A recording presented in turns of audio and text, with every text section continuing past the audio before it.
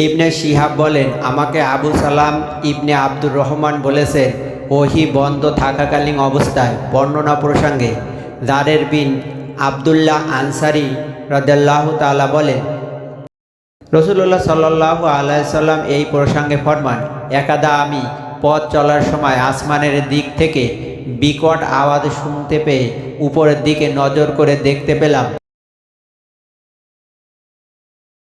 যে ফেরেশতা হেরা পর্বত গুহারায় আমার কাছে এসেছিলেন, সেই ফেরেশতাই আসমান জমিনের মধ্যখানে একটি চেয়ারে উপবিষ্ট আছে।